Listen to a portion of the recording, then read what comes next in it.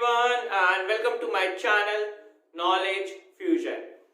आज हम पढ़ने वाले हैं 10 स्ट्रिंग प्रोग्राम। जिन लोगों ने प्रीवियस स्ट्रिंग प्रोग्राम्स की वीडियोस नहीं देखी हैं, ऊपर आई बटन दिख रहा होगा, उसे क्लिक कर दें, प्लेलिस्ट खुल जाएगी, आप उसे वहां से देख सकते हैं। तो आज का क्वेश्चन है write a program to input any string. सबसे पहले हम क्या करेंगे, यूजर से एक स्ट्रिंग इनपुट करवाएंगे and then print the string in the given format. और आपको यहाँ बोर्ड पे फॉर्मेट दिख रहा है, आपको जो स्ट्रिंग है वो इस फॉर्मेट में प्रिंट करनी है। तो आइए समझते हैं कि इसको हम जावा में कैसे सॉल्व कर पाएंगे।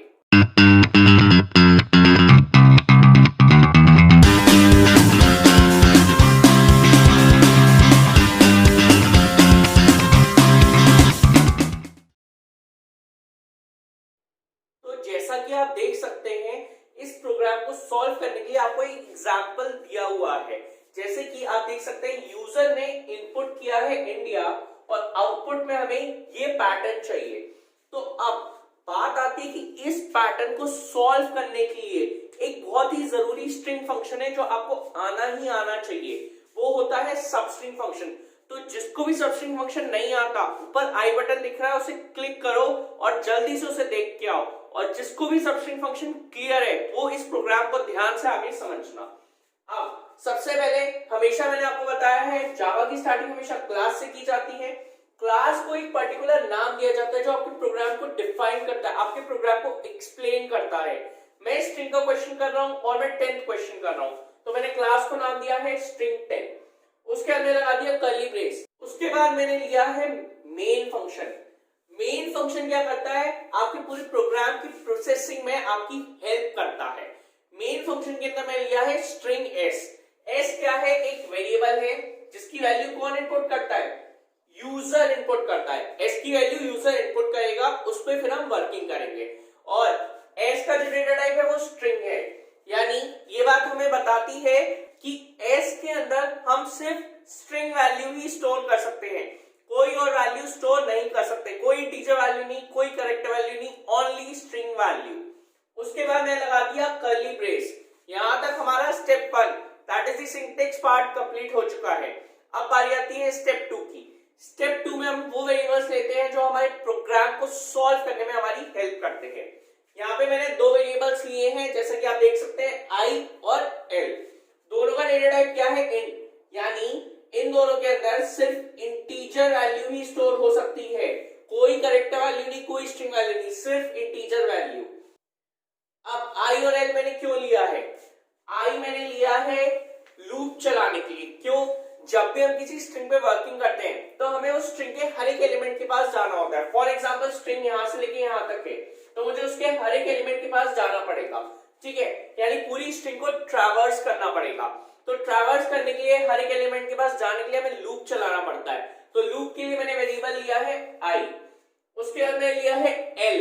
एल मैंने क्यों लिया है, जब भी आप किसी स्ट्रिंग पे वर्किंग करेंगे तो सबसे इंपॉर्टेंट चीज होती है, आपको स्ट्रिंग की लेंथ मालूम होना बहुत जरूरी है। बिना लेंथ के आप नहीं कर सकते कुछ भी, तो स्ट्रिंग की लेंथ मालूम होना जरूरी है, इसलिए मैं लेंथ कैलकुलेट कराऊंगा और एल में स्टोर करा दूंगा। तो ये दो वेरिएबल्स मैंने लिए थे।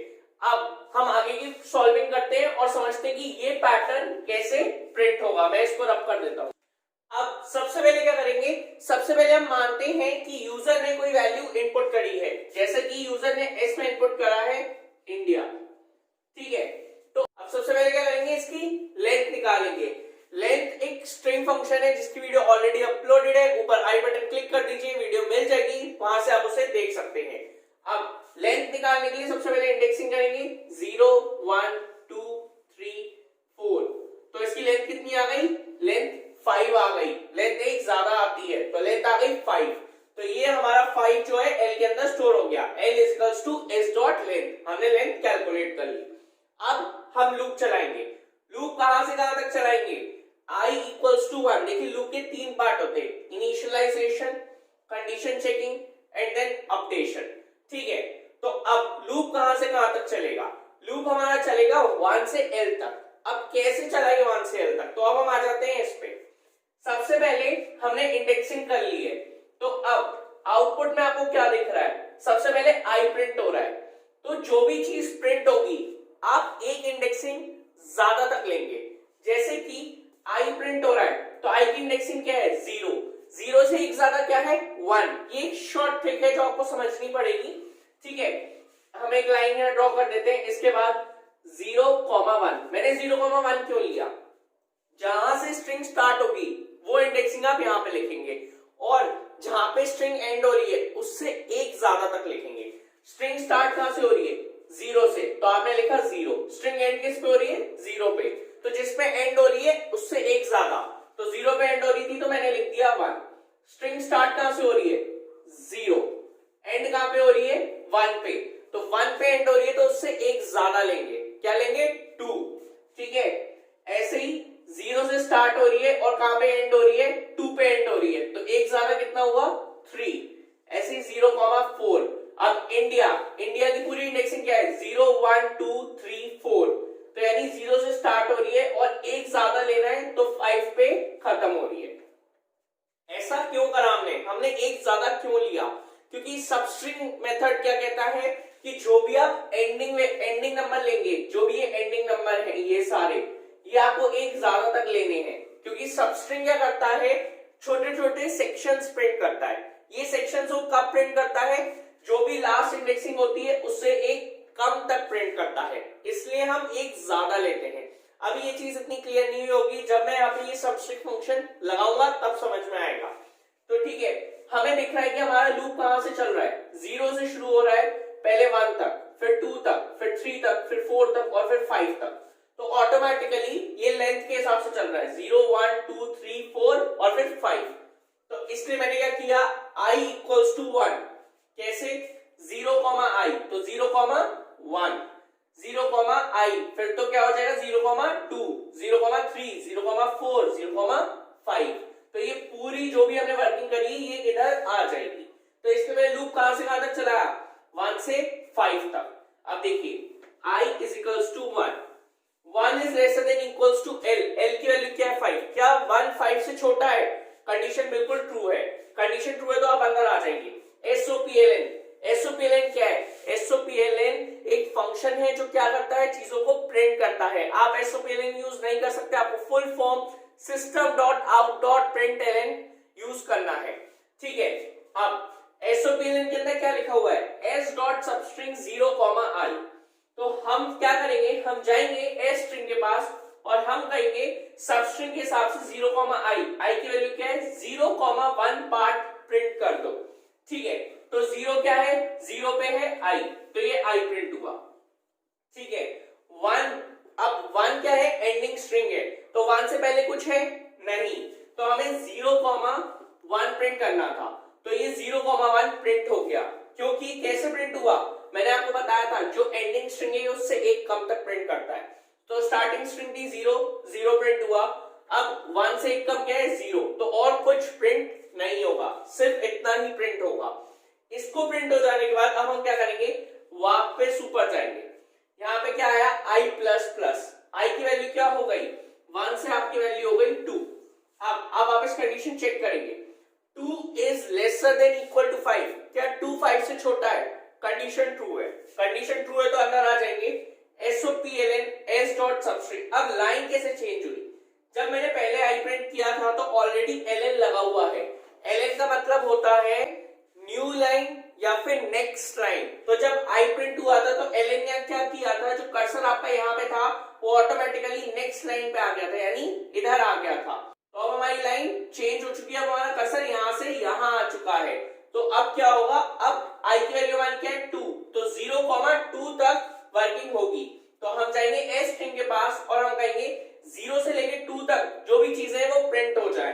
ठीक है, तो 0 पे क्या है 0 पे i है, तो सबसे पहले i प्रिंट होगा।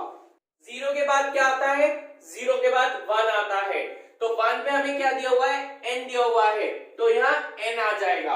अब 1 के बाद क्या आता है, 1 के बाद 2 आता है। अब 2 जो है वो हमारी एंडिंग स्ट्रिंग है, तो 2 पे जो भी एलिमेंट है वो प्रिंट नहीं होगा।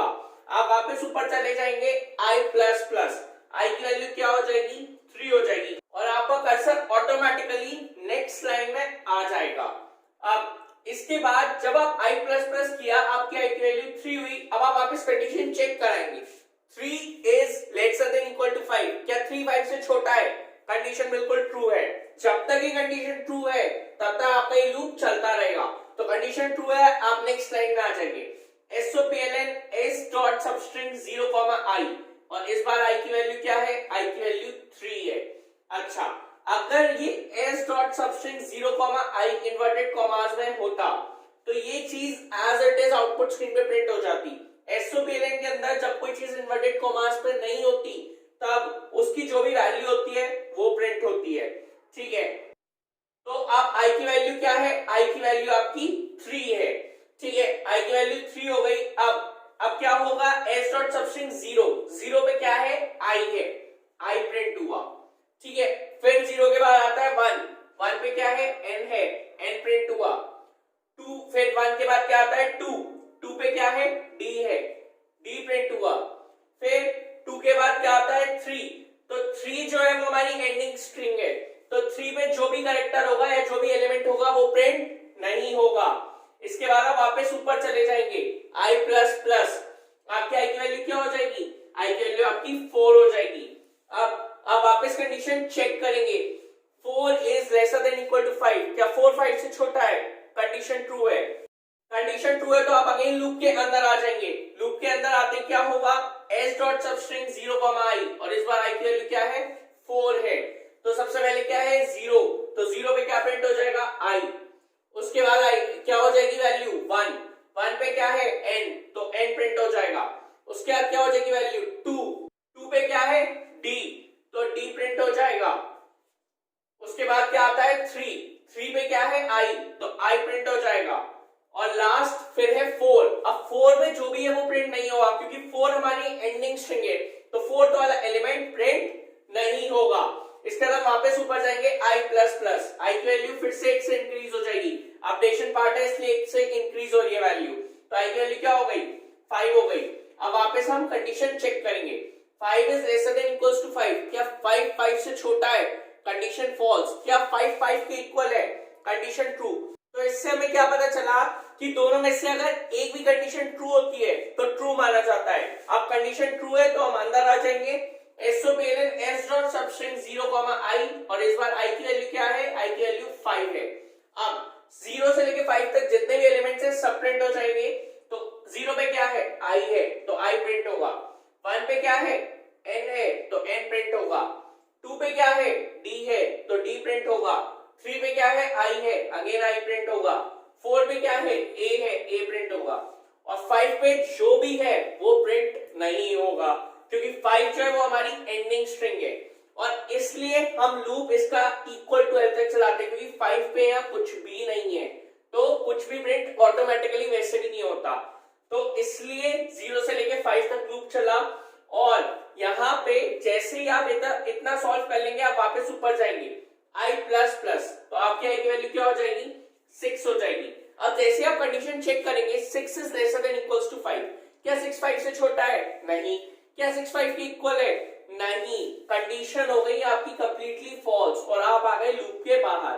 लूप के बाहर आप आके देखेंगे कि आपका क्वेश्चन कंप्लीट हो चुका है और जो आउटपुट आपको चाहिए था वो आउटपुट स्क्रीन पे आ चुका है। ये आपका आउटपुट है जो आना चाहिए था इसके हिसाब से। देखिए 0,1, 0,2, 0,3, 0,4, 0,5 हमने भी हर बार यही सीक्वेंस रन कराया है। So that's it for the day. तो ये थी कंप्लीट एक्सप्लेनेशन 10 स्ट्रिंग प्रोग्राम की। आइए अब इसे प्रैक्टिकली देखते हैं। तो जैसा कि आप यहाँ देख सकते हैं, जो प्रोग्राम मैंने भी आपको एक्सप्लेन किया था उसका कोड मैंने यहाँ लिखा हुआ है। सबसे पहले हम कोड को कंपाइल करते हैं। कंपाइल करने पे देखिए लिखा हुआ आ गया class compiled no syntax error, यानी जो कोड आपने किया है ये पूरा ठीक है और ये स्ट्रिंग 10 का प्रोग्राम है। अब हम इसे क्लोज कर देते हैं। अब हम इसका ऑब्जेक्ट क्रिएट करेंगे। ऑब्जेक्ट इसलिए क्रिएट किया जाता है ताकि हम इस प्रोग्राम को कॉल करा सकें। ये हमने कॉल कराया, void मीन स्ट्रिंग s। अब एक स्ट्रिंग इनपुट करनी है, जैसा कि हम एक यूजर हैं तो हम एक स्ट्रिंग इनपुट करेंगे और चेक करेंगे कि इसका आउटपुट क्या आता है। हमेशा याद रखिएगा जो स्ट्रिंग वैल्यू होती है वो डबल कोट्स में आती है। तो अब फॉर एग्जांपल मैं इनपुट करता हूं इंडिया, तो आउटपुट क्या आता है देखते हैं। तो ये देखिए जो पैटर्न हमने एक्सपेक्ट किया था, जो फॉर्मेट हमने एक्सपेक्ट किया था, एज इट इज आपकी आउटपुट स्क्रीन पे आ गया। तो इससे हमें क्लियर हो गया कि सबस्ट्रिंग फंक्शन क्या करता है, हमें गिवन फॉर्मेट्स को प्रिंट कराने में हमारी हेल्प करता है। आई होप आपको ये प्रोग्राम क्लियर हुआ होगा। अगर ये वीडियो पसंद आई हो तो इसको लाइक करें, शेयर करें और चैनल को जरूर सब्सक्राइब करें। और एक इंपॉर्टेंट बात, अगर आपको कोई भी कैसा भी डाउट है या फिर कोई भी क्वेरी है तो आप मुझे कांटेक्ट कर सकते हैं। मेरी मेल आईडी, मेरा कांटेक्ट नंबर और मेरी इंस्टाग्राम आईडी डिस्क्रिप्शन बॉक्स में अवेलेबल है। Have a good day.